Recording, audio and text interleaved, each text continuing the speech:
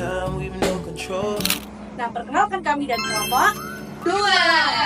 Nah, di sini kami dari kelompok yang sangat ceria ini ingin membimbing kalian untuk melaksanakan pemeriksaan glukosa. Dan di sini pemeriksaan glukosa itu sendiri berfungsi untuk mengukur seberapa sih kadar gula yang ada dalam darah kita. Dan tujuannya itu sangat banyak dan juga manfaatnya sangat banyak. Nanti akan dijelaskan lebih lanjut dalam video kami. Tetap tonton video kami ya, stay tune. Saya tune. Hai semuanya, dalam dunia medis, pemeriksaan kadar gula darah merupakan suatu hal yang paling penting, terutama untuk mengecek dan memantau kadar gula darah, terutama pada penyakit diabetes mellitus. Nah, biasanya itu pengecekan kadar gula darah umumnya dilakukan dengan melakukan pemeriksaan GDS. Nah, apa sih GDS itu? Nah, jadi GDS atau gula darah sewaktu ialah pemeriksaan yang merupakan pemeriksaan dari glukosa dalam darah yang dilakukan sewaktu-waktu tanpa memperhatikan kapan terakhir kali waktu kita makan.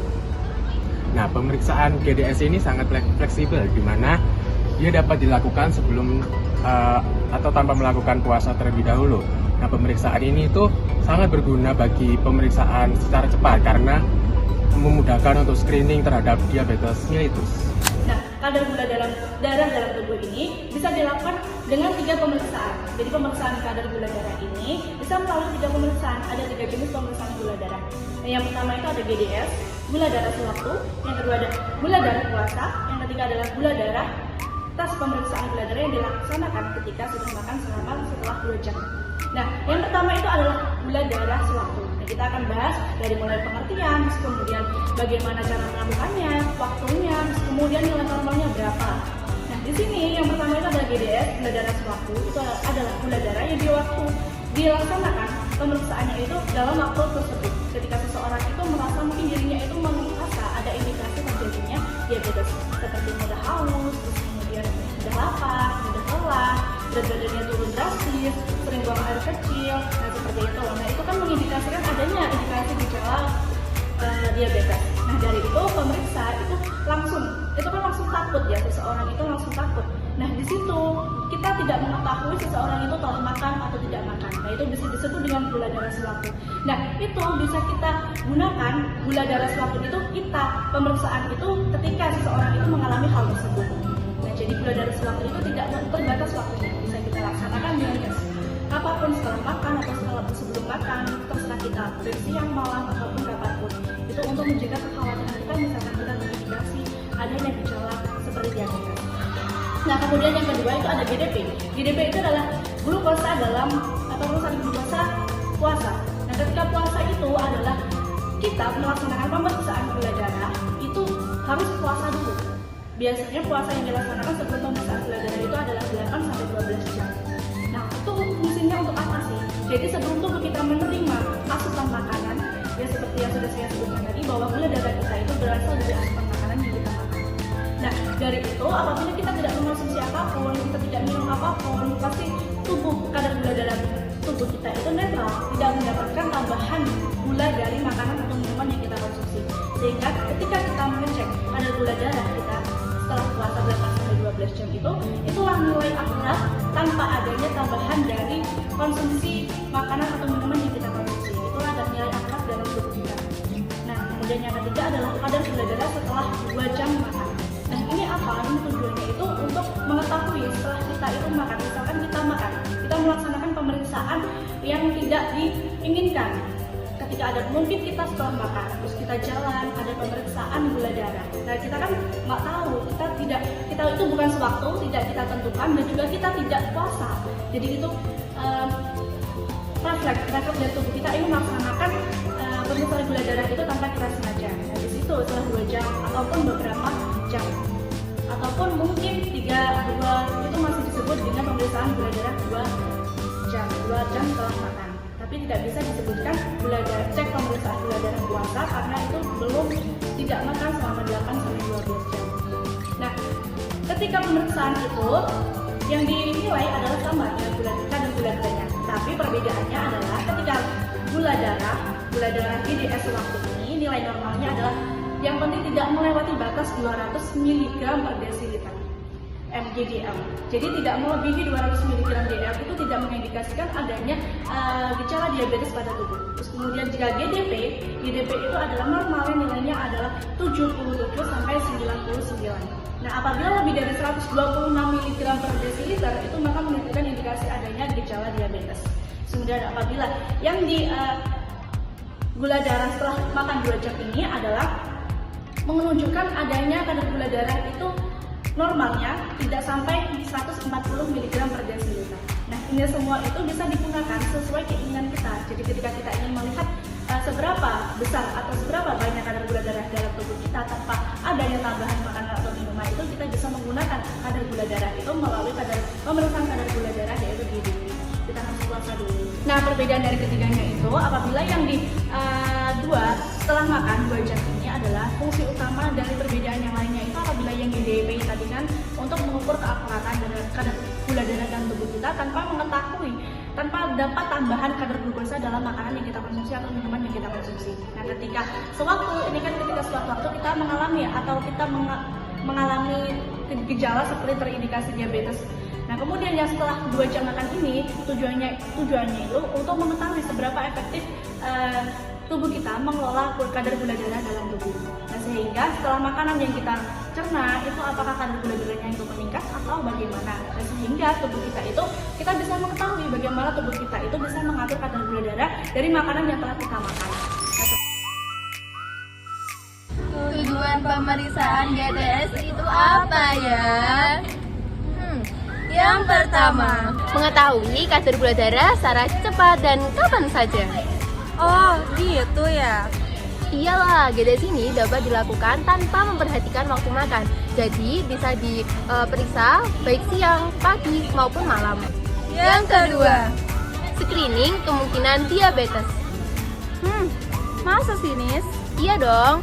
Jika hasil GDS ini tinggi, maka bisa menjadi awal pertanda gangguan metabolisme glukosa seperti pradiabetes maupun diabetes mellitus. Yang ketiga, Dapat memantau kadar gula darah pada penderita diabetes. yakin tuh. Yakin dong. Nah, GDS ini itu dapat membantu tenaga kesehatan dalam mengevaluasi pengobatan, pola makan, serta aktivitas fisik apakah sudah efektif atau belum begitu. Nah, baik, di sini saya akan menjelaskan macam-macam alat GDS beserta fungsinya. Mari simak penjelasannya. Yang pertama yaitu ada hand sanitizer yang memiliki fungsi untuk membersihkan tangan dari kuman tanpa air secara cepat. Berikutnya ada handspoon. Handspoon sendiri memiliki fungsi untuk melindungi tangan dari kontaminasi saat tindakan medis. Berikutnya untuk alat-alat GDS atau gula darah sewaktunya, yang pertama yaitu ada glukometer atau alat ukur gula darah yang memiliki fungsi untuk mengukur kadar gula darah seseorang secara cepat dari sampel darah kapiler atau biasa diambil dari ujung jari. Berikutnya ada lancet atau jarum penusuk yang fungsinya sendiri yaitu untuk menusuk ujung jari dan mengambil sedikit sampel darah.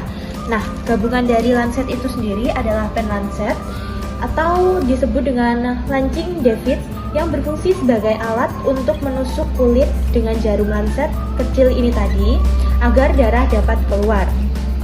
Nah, berikutnya ada strip glukosa atau test strip yang memiliki fungsi sebagai tempat media darah diteteskan lalu dimasukkan ke dalam glukometer untuk dianalisis.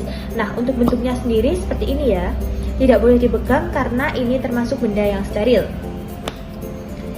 Berikutnya ada alcohol swab. Alcohol swab sendiri memiliki fungsi untuk membersihkan kulit sebelum pengambilan darah dan untuk mencegah infeksi. Untuk bentuk dalamnya seperti ini. Nah, berikutnya ada bengkok. Bengkok sendiri adalah tempat untuk membuang lancet dan juga jarum bekas agar aman dan tetap higienis. Nah, dan yang terakhir ada tisu untuk membersihkan dan juga mengeringkan area tubuh atau alat medis. Nah, iya, untuk pen lancetnya sendiri ada banyak kedalaman yaitu 1 sampai dengan 5. Untuk anak-anak sampai dengan remaja itu disarankan 1,5 sampai dengan 2, sedangkan untuk orang dewasa disarankan antara 4 dan juga 5. Untuk melakukan melakukan pemeriksaan tes gula darah, itu ada beberapa hal yang perlu diperhatikan sesuai dengan tesnya. Yang pertama, Nah, kalau misalnya tes ini dilakukan untuk pemeriksaan glukosa puasa, maka kita bisa mengajarkan pasien untuk puasa terlebih dahulu selama 8-12 jam. Supaya apa? Supaya hasilnya itu akurat. Tapi kalau misalnya tes ini digunakan untuk glukosa toleransi, itu kita bisa mengambil sampelnya 2 jam setelah makan. Dan juga kalau misalkan tes ini dilakukan untuk pemeriksaan gula darah sewaktu, maka kita bisa mengambil tesnya itu kapan aja. Kenapa begitu? Karena kita tidak perlu mengajukan pasien itu untuk tidak makan ataupun tidak minum, karena mereka bisa makan dan minum seperti biasa. Dan tes ini itu digunakan untuk pasien yang ingin mengetahui kadar gula darah pada tubuhnya itu kapan saja. yang kedua, Jika tes ini dilakukan untuk memantau kadar gula darah pada pasien yang memiliki riwayat diabetes atau memiliki penyakit diabetes, maka kita bisa mengedukasi pasien tersebut untuk tidak banyak gerak atau aktivitas berat. Karena kalau misalkan banyak gerak, ini dapat mempengaruhi hasil nantinya dan juga tidak akurat. Seperti itu. yang ketiga, Kita bisa mengedukasi pasien untuk mencuci tangannya terlebih dahulu. Kenapa begitu? Karena takutnya pada saat kita pemeriksaan ini ada beberapa zat yang menempel di tangannya. Nah, kita bisa mengedukasikan untuk pasien itu mencuci tangannya dengan menggunakan sabun dan juga air bersih supaya hasilnya nanti tetap akurat dan tidak mengecokkan hasilnya.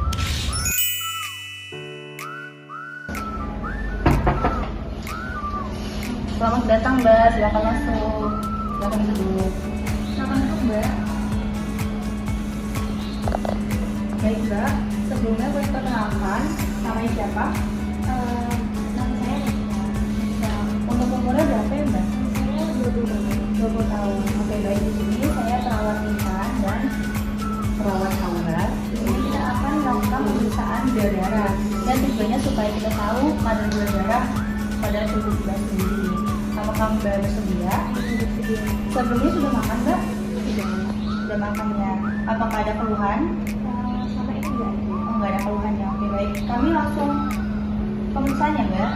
Langkah-langkah prosedur pengecekan gula darah yang pertama yaitu mempersiapkan alat dan yang kedua yaitu siapkan pasien, di mana jika tes dilakukan setelah puasa maka pasien perlu diedukasi untuk puasa selama 8-12 jam, dan jika pasien dilakukan tes setelah makan maka dilakukan minimal setelah 2 jam makan.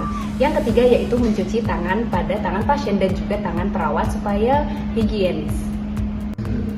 Baik Ibu, sebelum kita mulai tindakan, lebih baik kita cuci tangan terlebih dahulu ya, supaya tangan kita bisa higienis. Oke Ibu.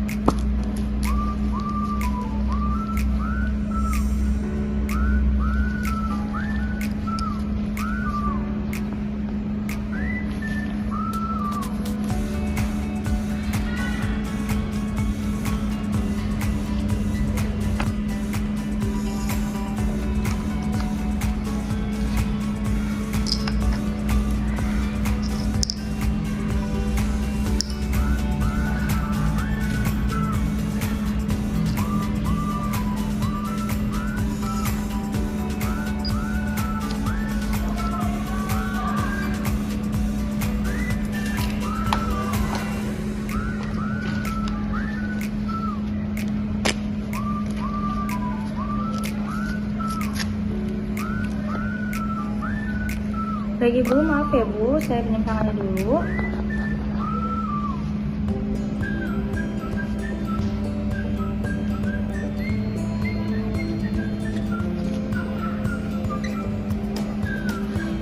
Baik Ibu, hitungan 1 sampai 3 saya aba-aba ya Bu untuk tarik napas. 1, 2, 3.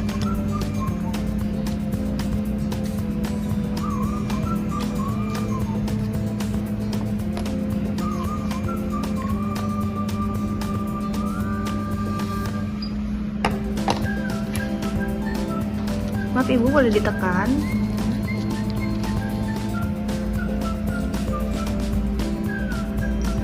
Baik Ibu, untuk hasilnya 92 ya Bu. Itu namanya mendekati normal. Tapi nanti Ibu bisa minum air putih atau bisa minum teh dan juga makan nanti Ibu.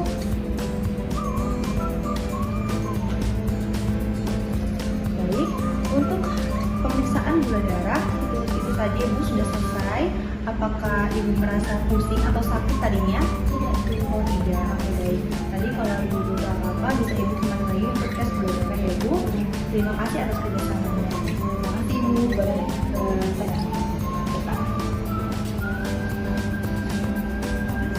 Iya, sama-sama. Nah, setelah menonton video kami tadi, pasti kan banyak yang udah pada tahu nih tentang tata caranya melakukan GDS. Nah, semoga video kami ini bermanfaat bagi teman-teman dan bisa dipraktekkan teman-teman di lain waktu. Terima kasih atas perhatiannya. Kami kelompok 2 pamit undur diri. Bye-bye.